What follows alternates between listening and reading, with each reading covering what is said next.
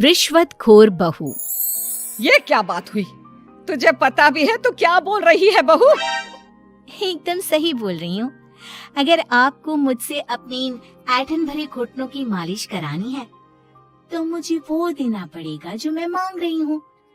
एक हाथ दो और दूसरे हाथ लो, सिंपल। बहू हूँ, इसका मतलब ये नहीं कि नौकरानियों की तरह काम करूँ। ये है अमृता और उसकी सास रेखा। अमृता एक नई नवेली बहू है जिसकी शादी कुछ दिनों पहले ही रेखा के बेटे माधव के साथ हुई है।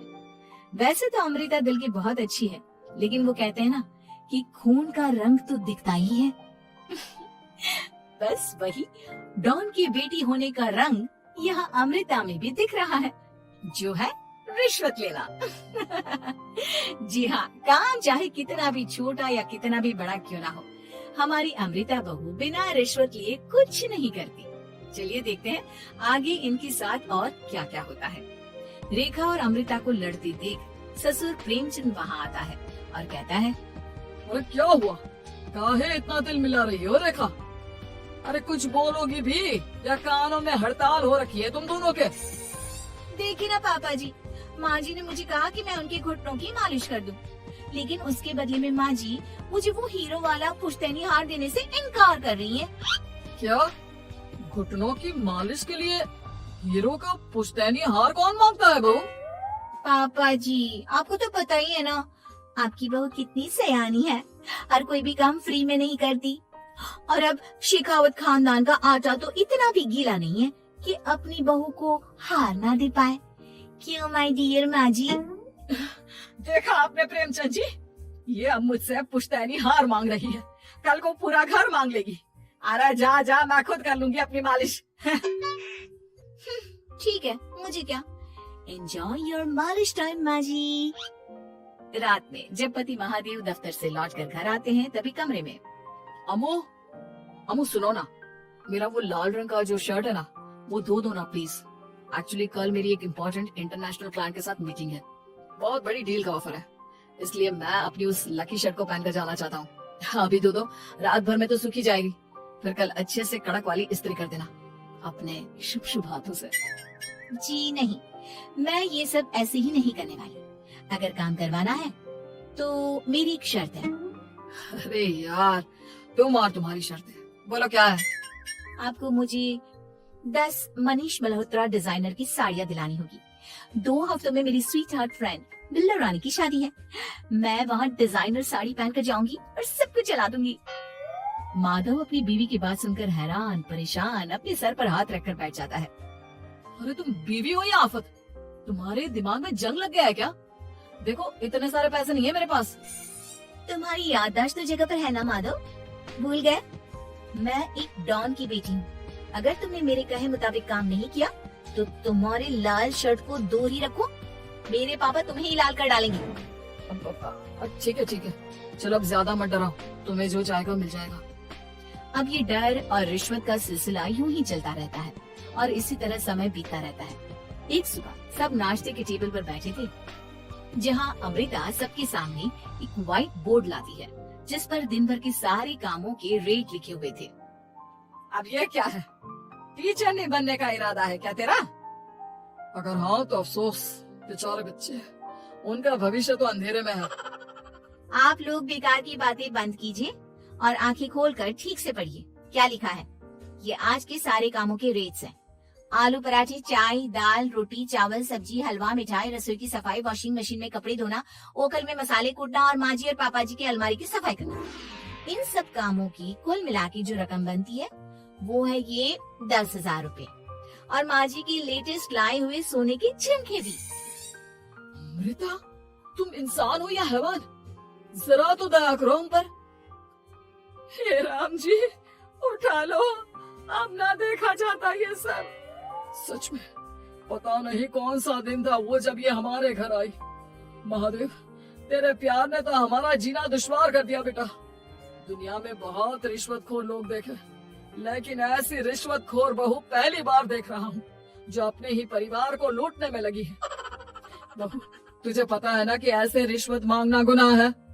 पापा जी, मैं कोई गुनाह नहीं कर रही हूँ। रिश्वत लेना बाहर की दुनिया में गुनाह है। मैं तो बस अपना हक मांगती हूँ। मेरी रिश्वत रिश्वत नहीं, मेरा शगुन है, नेक है। और वैसे भी मैं एक बहू हूँ, इसका मतलब ये नहीं कि मैं सब काम पूरी जिंदगी फ्री में करूँ, आपके चरणों को धोते बैठूं और 24 घंटे आपकी नॉन स्टॉप सेवा करते बैठूं। चलिए छोड़िए, नाश्ता और खाना चाहिए तो बोल दो जल्दी से, वरना मैं चली थिएटर। आज मेरे फेवरेट सलमान की पिक्चर रिलीज हुई है। इतना कहकर अमृता वहाँ से चली जाती है। इस बेवकूफ का जल्दी कुछ करना पड़ेगा। कुछ दिनों बाद घर में पूजा रखी थी और पूजा में 11 पंडितों का खाना बनाने के लिए कहा जाता है, वो भी नई बहू के हाथों से। देखो अमृता बहू, आज घर में पूजा है, 11 पंडितों को खाना खिलाना है। 56 भोग बना पाओगी? उन्होंने कहा है कि नई बहू के हाथों का खाना ही होना चाहिए, नहीं तो मैं रेखा को ही बोल देता हूँ।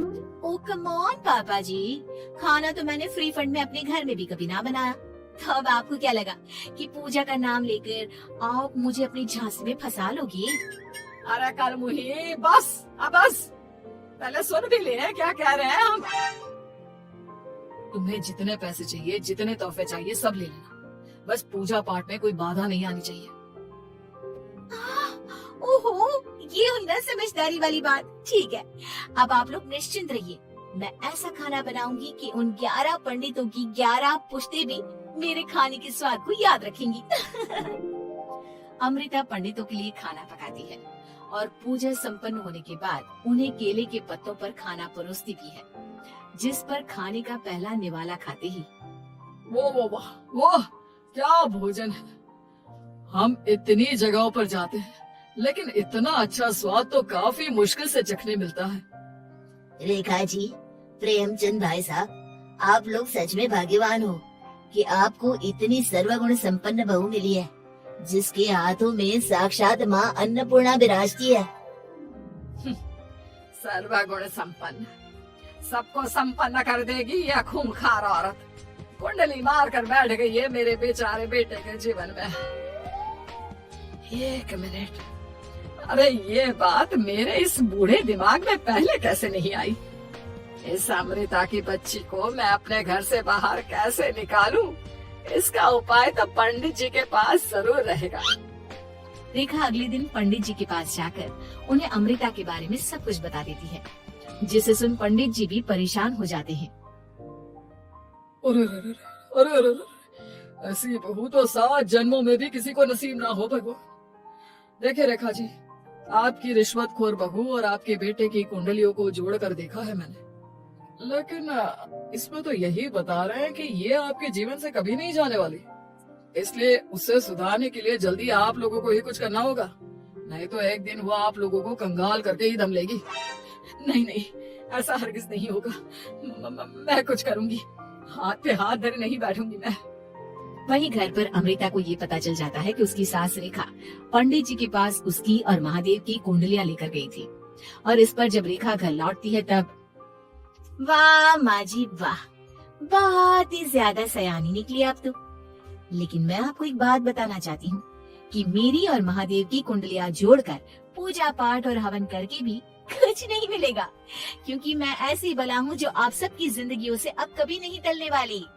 फिर चाहे आप कितने भी टोटके हवन या उपाय कर लें।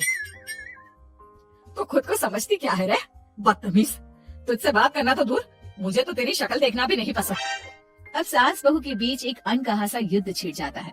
दिन बीतने लगते हैं, लेकिन एक दिन अचानक रेखा की तबीयत हद से ज्यादा खराब हो जाती है और उसे सांस लेने में भी काफी दिक्कत और परेशानी महसूस होती है।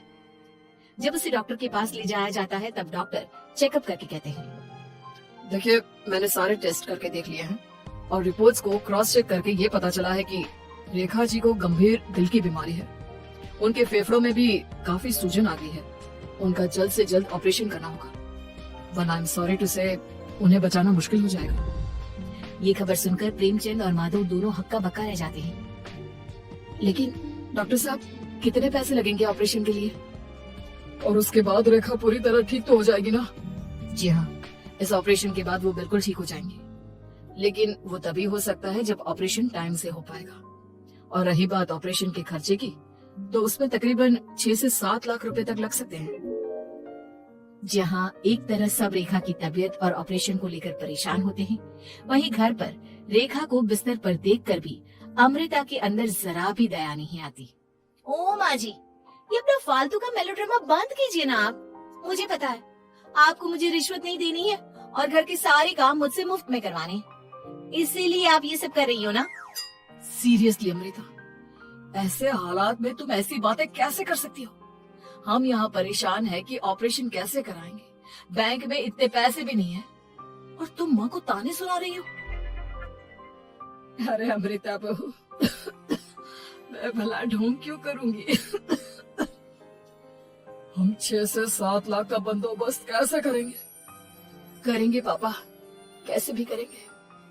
अमृता, अगर कभी भी जिंदगी में तुमने मुझसे सच्चा प्यार किया है, एक पल के लिए भी सही, तो तुम्हें आज इस परिवार, इस घर की नींव, मेरी माँ को बचाना होगा। हमने अपना सब कुछ तुम्हें दे दिया है, अब तुम्हारी बारी है अपने किए का हिसाब चुकाने की। मुझे पता है तुम्हारे अंदर भी दिल है। अमृता बिना कुछ कहे वहाँ से चली जाती है और अपने कमरे में जाकर वो अलमारी में से अपनी माँ की तस्वीर को निकालकर अपने सीने से लगाती है और भावुक हो जाती है।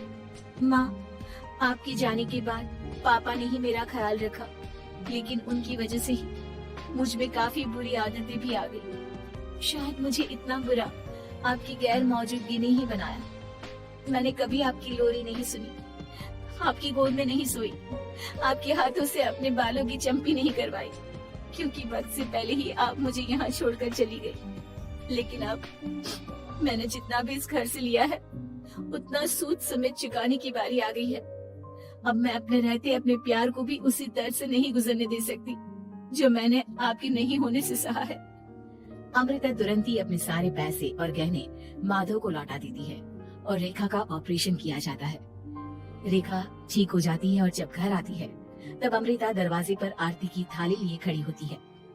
वेलकम होम माँ जी, हाय मिस्टर यू। पता है कितने दिनों से किसी के भी साथ लड़ाई नहीं की थी मैंने, और ना ही किसी से रिश्वत मिली मुझे। क्या? हमें तो लगा था कि तेरी अकल ठिकाने आ गई है, लेकिन तू तो अभी भी जैसी की तैसी ही है। माँ जी, पूरी बात तो सुनिए। हाँ, ये सच है कि मैं रिश्वत लिए बिना नहीं रह सकती लेकिन अब ना मेरी रिश्वत बदल गई है। अब मुझे हर काम के बदले झप्पी, अपनापन, प्यार और अपनी इस माँ का दुल्हा चाहिए। ये सब तो हम तुझे भर भर के दे सकते हैं बेटा। पूरा घर एक साथ अमृता को जोर की झप्पी देता है और सब हंसते मुस्कुराते घर के अंदर चले जाते हैं।